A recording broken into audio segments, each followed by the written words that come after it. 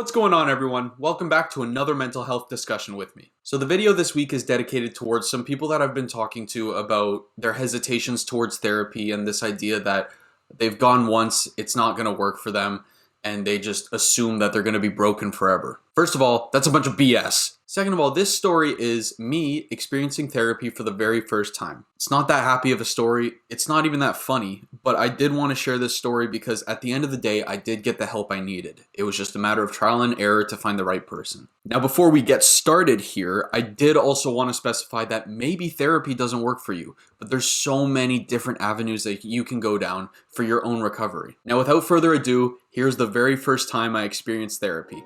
Hope you guys enjoy.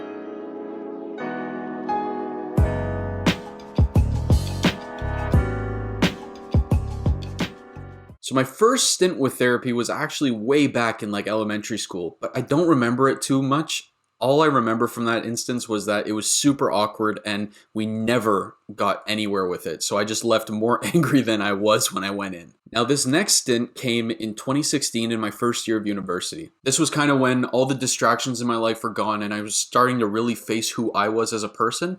And it started to take a toll on the people around me. The people around me started noticing, I'd have angry outbursts. I'd be really sad and down all the time. It wasn't a very good look and they were kind of worried for me. But every time they suggested therapy, I said, nah, screw that, dude. I am good. I don't need that stuff because that's for weak people.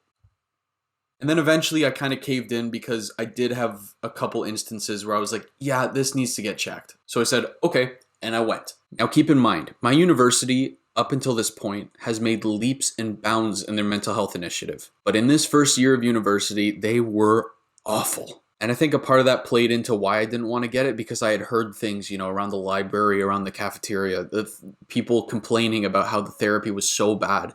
And the mental health overall on campus that year was just very low. But I didn't realize how bad it was until I actually got there. So I'm in the waiting room. First of all, it takes 2 weeks to get an appointment just for a check-in, like a 10-minute, 20-minute check-in. And I was kind of okay with this because, they're therapists, they're doctors, it's a middle-sized university, so of course they're going to have a backlog. So I'm sitting there in the waiting room, and they call my name. They're like, Harry, come over, And so I get into the office of the therapist that's going to meet with me. And they said, she'll be around shortly. I said, no problem. They closed the door. And I remember sitting there, and I remember it being dead silent. There was nothing but me and my thoughts in there. And I remember slowly eating away at my own mind with the voices in my head telling me I'm not good enough, I shouldn't be here, you should die. And then they started accumulating and accumulating and accumulating until it got to a point where I had a full-blown panic attack. I was sitting in this therapist's office freaking the F out. I was sweating, I was shaking, I was crying in the corner, in a chair in the corner, waiting for this therapist to come in. This goes on for half an hour. She's still not there. And then eventually that door opens and there's this wave of relief that comes through me because I'm not by myself anymore. I remember she came in, she kind of gave me an up and down. She did not acknowledge that she was half an hour late. Now, keep in mind, she might have been busy and that's okay, but maybe acknowledge it, for someone who's visibly having a full-blown panic attack in your office. And so she sits down and she goes, what's wrong with you? First of all, not a great way to start. And I'm sitting there and I'm kind of taken aback by the first question. And I go, I'm really upset. I have suicidal thoughts. I'm really down on myself. I feel broken and I don't know how to get out of it. And I'm still crying. I'm still shaking. I'm still freaking out at this point. This lady looks me dead in the eyes. No reaction to what I've said. Nothing. It's like what I said didn't even matter to her. Hands me a note with some medication on it. Said, you need to get on this. Good luck. And then she left. And I was cured.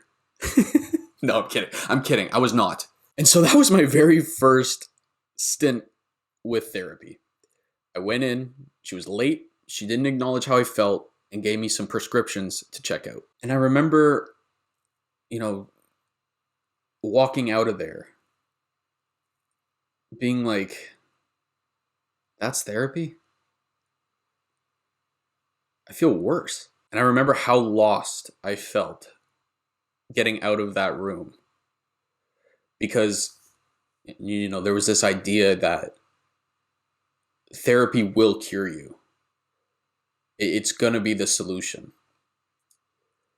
But then when I got out of that office, I felt worse. I felt like nothing had been fixed. And I thought to myself, is that just me? Like, can they not cure me without using these pills? Now, also, little side note, there's nothing wrong with antidepressants. I was on them too. There's absolutely nothing wrong with them. They're a portion of recovery for a lot of people. I'm just saying, having someone not acknowledge how you feel and just throwing a prescription in your face was, not a great feeling. And I just remember going back to my residence and just kind of sitting there in silence and really, really just taking in how shitty life was gonna be. Not from the outside looking in, but mentally. I remember sitting there thinking, man, this is just the tip of this depressed iceberg. If they can't help me, no, nothing can fix me. And so I just never wanted to go to therapy again because it just made me way more discouraged and just made me feel like shit. That there isn't like that. That's it. That's the story. I wish there was a happy ending to that period of time. And the reason I'm telling that is because if you fast forward through multiple different therapists, I have horror stories that I could fill a book with, and I might share them on different episodes. But at the end of the day, I found someone who was willing to listen, who was willing to help me get through it, not cure me, but was willing to hold my hand and guide me in the right direction.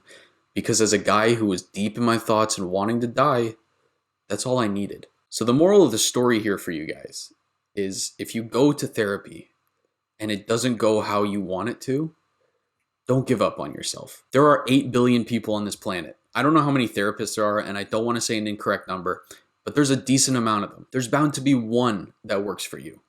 And like I mentioned at the beginning of this video, even if therapy doesn't work, there are so many avenues to fall into for mental health recovery. It's just a huge trial and error process, but I promise you'll get there. You just got to stick with it, man.